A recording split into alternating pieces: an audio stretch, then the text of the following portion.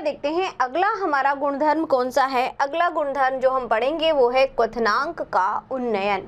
अब इसे भी देखो थोड़ा सा नाम से समझ सकते हैं, कैसे, क्वथनांक का उन्नयन, उन्नयन मतलब बढ़ना, है ना। यहाँ पर क्वथनांक जो होगा वो बढ़ेगा। कैसे बढ़ेगा वो देखिए। सबसे पहले देखते हैं इसकी परिभाषा क्या है। जब किसी अवाष्पशील पदार्थ को किसी विलायक में घोलने में क्वथनांक में जो वृद्धि होती है उसे ही क्वथनांक का उन्नयन कहते हैं। यानी कि बात वही है, हमने क्या मिलाया है, हमने एक अवाष्पशील विलय मिलाया है। देखो, अवाष्पशील पदार्थ किसमें मिलाया है, विलायक में, ठीक है। तो विलायक में अवाष्पशील पदार्थ को मिलाने पर, यानी कि हमारा कोई द्रव है, ठीक है, उसमें हमने क्या मिलाया है, ये ठोस पदार्थ मिलाया है। और ये ठोस जो है वो हमारा कैसा है, द्रव तो हमारा कैसा है, वाष्पशील, वाष्पशील, ठीक है, और ठोस हमारा कैसा है, ये अवाष्पशील।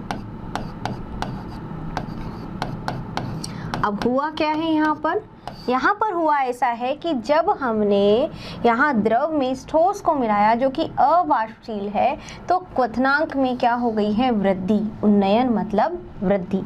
तो क्वथनांक में क्या हो गई है, वृद्धि, क्वथनांक बढ़ गया है, ठीक है। अब कैसे बढ़ा है वो हम देखेंगे, ठीक है। देखो, हमने क्या देखा था, हमने देखा था कि जब हमने यहाँ पे ये द्रव लिया था, ये द्रव जो हमने लिया है ना, अब हमने इसमें यहाँ पर क्या मिला दिया, एक विलय मिला दिया था। यहाँ पर हमने यहाँ पे नमक जो है वो डाल दिया, ठीक है। अब नमक हमने इसमें मिलाया था, तो इसका जो द्रव वह हमने वाष्प दाब देखा था। वो वाष्प दाब क्या था, हमारा शुद्ध द्रव का वाष्प दाब था P1 जो कि ज़्यादा था हमारे विलयन के वाष्प दाब से, ठीक है। यानी कि यहाँ पे हमने देखा था कि शुद्ध द्रव का वाष्प दाब विलयन के वाष्प दाब से ज़्यादा है, यानी वाष्प दाब में हमने कमी देखी। अब क्या हुआ, देखो यहाँ पे हमारे पास में ये है हमारा वायुमंडलीय दाब, ठीक है। ये हमारा है, यहाँ पे लिख देते हैं, ये है वायुमंडलीय दाब, ठीक है। अब देखो यहाँ पे मेरा जब हम ले रहे थे किसके लिए, यहाँ पे शुद्ध विलायक की, ठीक है, पहले विलायक की, तो विलायक का वाष्प दाब ज़्यादा है, विलायक का वाष्प दाब ज़्यादा है। यहाँ पे ये वाष्प दाब किसका हुआ, विलायक का वाष्प दाब, तो विलायक का वाष्प दाब जो है वो ज़्यादा है। अब विलयन के वाष्प दाब की बात करते हैं तो वो कम हो, क्योंकि वाष्प दाब में कमी आ गई। तो ये हमारा हो गया यहाँ पे विलयन का वाष्प दाब, विलयन का वाष्प दाब, ठीक है। अब विलयन का वाष्प दाब कम था, पहले विलायक का ज़्यादा था। जैसे ही हमने ठोस मिलाया, ठोस मिलाते ही विलायक का वाष्प दाब जो था उससे विलयन का वाष्प दाब कम हो गया, होगा कि नहीं, वही हमने पढ़ा अभी, आपेक्षिक जो अवनमन पढ़ा हमने दाब में, कि वाष्प दाब में आपेक्षिक अवनमन, यानी कि विलायक में ज़्यादा था, लेकिन जैसे ही हमने उसमें ठोस मिलाया, जैसे ही हमने कोई अवाष्पशील पदार्थ मिलाया, तो उसका वाष्प दाब कम हो गया, ठीक है। अब देखो, अब हमें अगर इसको वायुमंडलीय दाब के बराबर लाना है तो विलायक को लाने के लिए यहाँ से ताप देना पड़ेगा, ठीक है। तो शुद्ध है तो इसके लिए ताप क्या हो जाएगा, TB0, क्या दे दिया, TB0, ठीक है। अब यहाँ पे इसको वाष्प दाब जब कम है तो यहाँ वायुमंडलीय दाब तक लाने के लिए इसको हमें ज़्यादा ताप देना पड़ेगा, दैट इज TB। तो आप देख सकते हैं कि इसका मान कम था, यहाँ इसका मान ज़्यादा हो गया। यानी कि हमने क्या देखा कि यहाँ पर जब वाष्प दाब में कमी आ गई है, तो उसको वायुमंडलीय दाब के बराबर करने के लिए हमें ज़्यादा ताप देना पड़ा।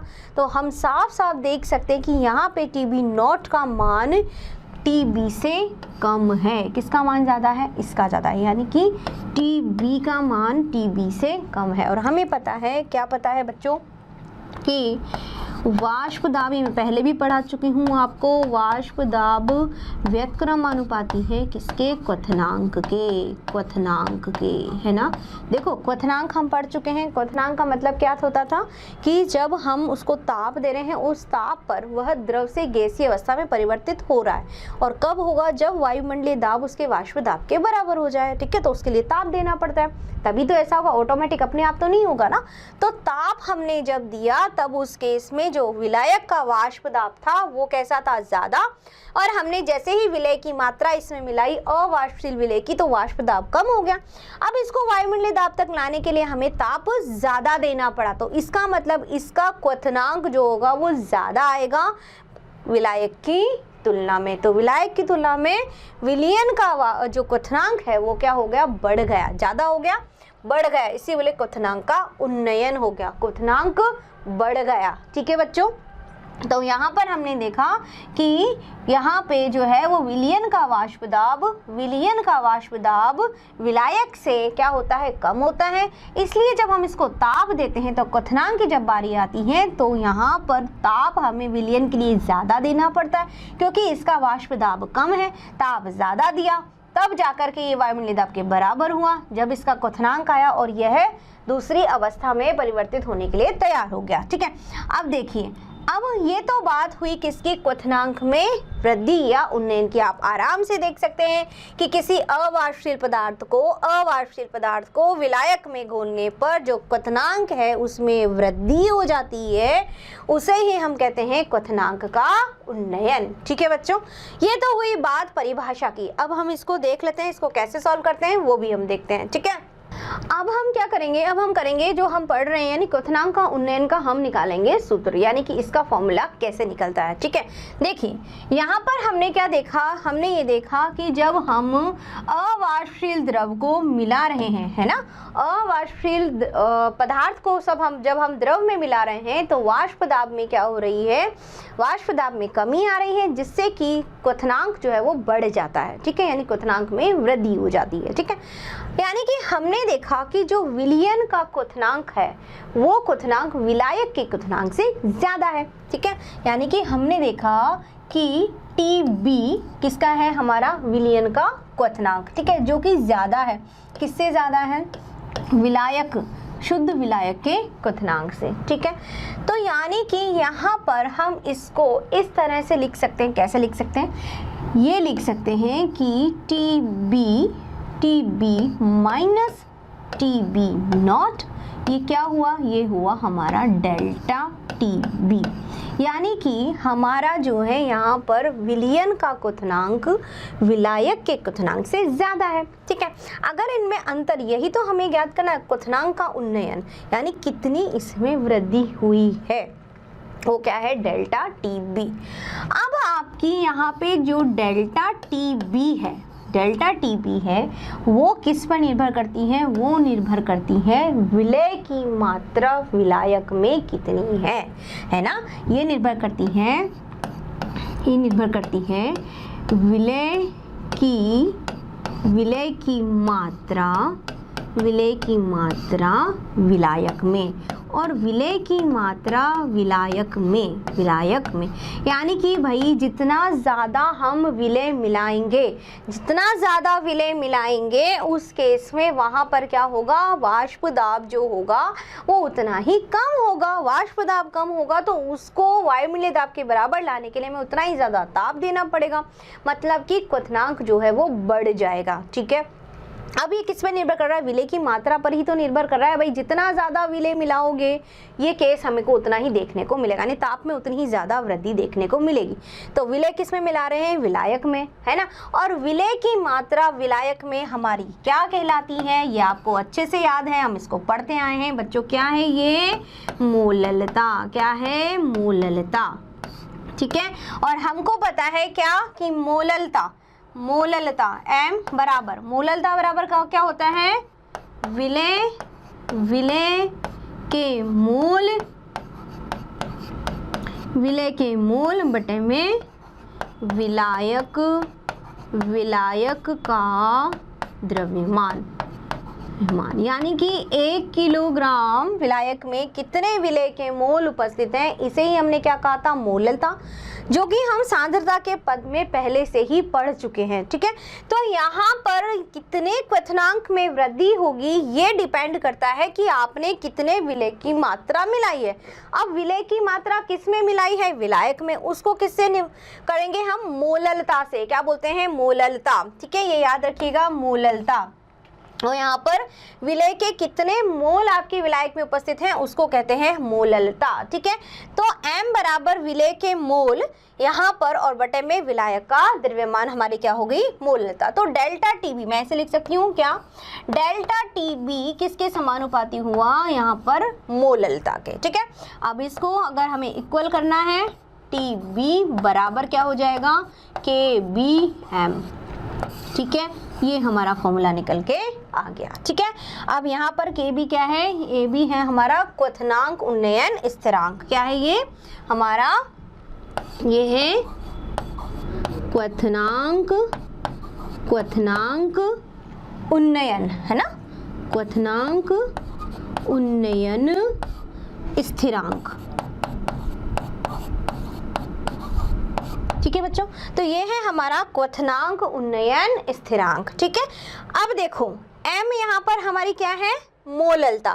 ठीक है, अब इसको हम कैसे प्रदर्शित करेंगे और कैसे आगे जब क्वेश्चन आएंगे तो कैसे सॉल्व करेंगे, देखिए यहाँ पे m बराबर अब नंबर ऑफ मोल निकालने का फॉर्मूला क्या होता है, दिया गया भार बटे में अणुभार, है ना, विलेय का भार बटे में अणुभार, यही हमारा क्या होता है, विलेय के मोल। ठीक है, अब मैं इसको यहाँ पे सूत्र में रख देती हूँ, कैसे, इस तरह से। कैसे रखूंगी, WA यानी विलेय का भार बटे में MA विलेय का मोलर द्रव्यमान, विलेय का द्रव्यमान बटे में विलेय का मोलर द्रव्यमान। ठीक है, इनटू 1000 क्यों रखा है, अगर हमारा विलायक किस में है, विलायक जो है वो अगर किस में है, ग्राम में, तो इसको किलोग्राम में परिवर्तित करने के लिए 1000 से भाग दूंगी, बटे में WB यानी विलायक का भार। ठीक है, यानी कि मैं इसे बता सकती हूँ, यहाँ पर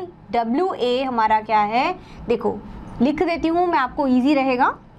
ये है हमारा मोलर द्रव्यमान, किसका है, विलेय का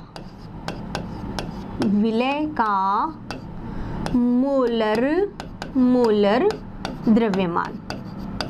ठीक है, और ये क्या है, ये है ओनली विलेय का द्रव्यमान। तो द्रव्यमान किसका द्रव्यमान है, विलेय का, किसका है, विलेय का। ठीक है, और ये हमारा क्या है, विलायक का द्रव्यमान।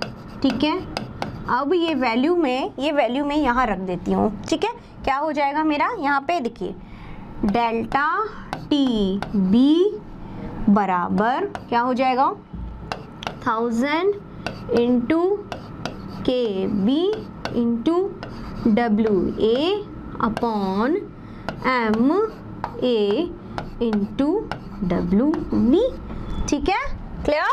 अगर मुझे निकालना है मोलर द्रव्यमान, विलेय का मोलर द्रव्यमान निकालना है, तो क्या हो जाएगा, MA बराबर 1000 into KB to WA upon, ये यहाँ आ जाएगा डेल्टा TB इंटू WB।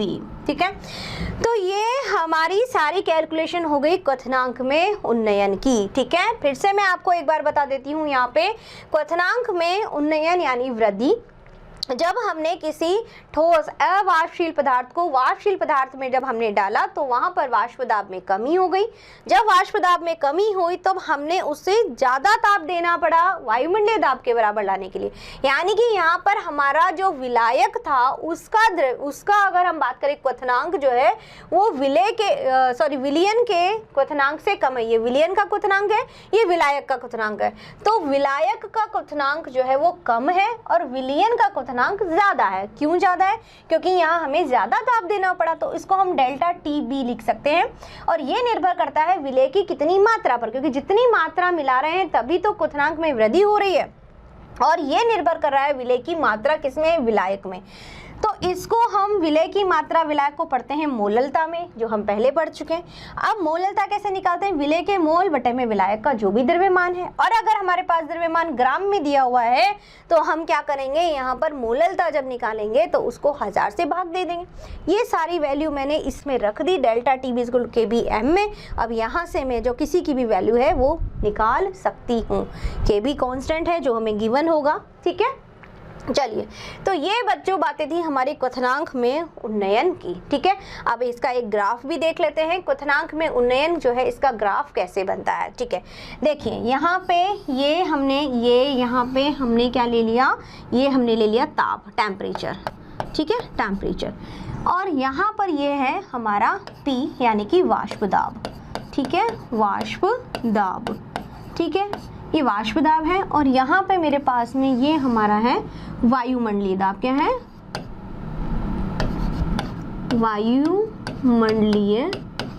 वायुमंडलीय दाब, ठीक है।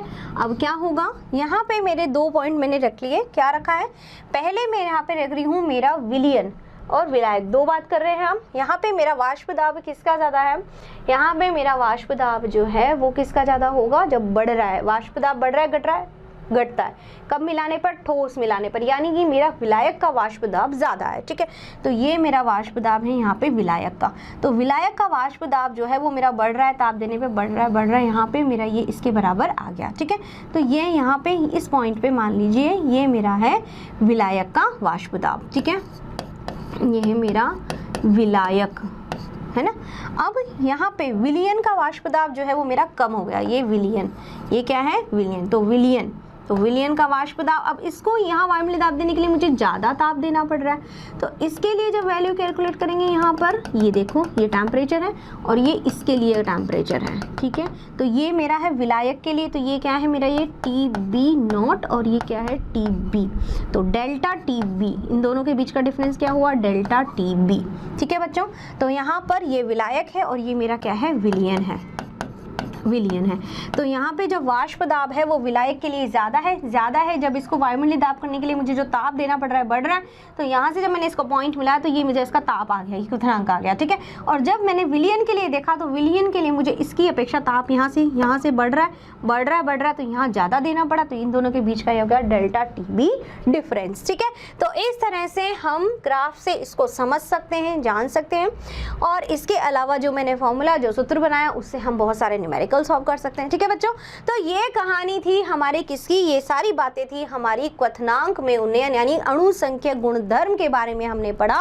और अणु संख्या गुणधर्म में हमने किस किस के बारे में पढ़ा? हमने पढ़ा वाष्प दाब में आपेक्षिक अवनमन, और उसके साथ साथ ही क्वथनांक में उन्नयन यानी वाष्प दाब में कमी, तो क्वथनांक में क्या होगी? वृद्धि होगी, ठीक है। किसमें? जब हमने किसी वाष्पशील द्रव में अवाष्पशील ठोस को मिलाया, ठीक है बच्चों। आई होप आपको बहुत अच्छे समझ में आया होगा। तो अच्छे से पढ़िए और समझिए मेरे साथ, ठीक है। धन्यवाद।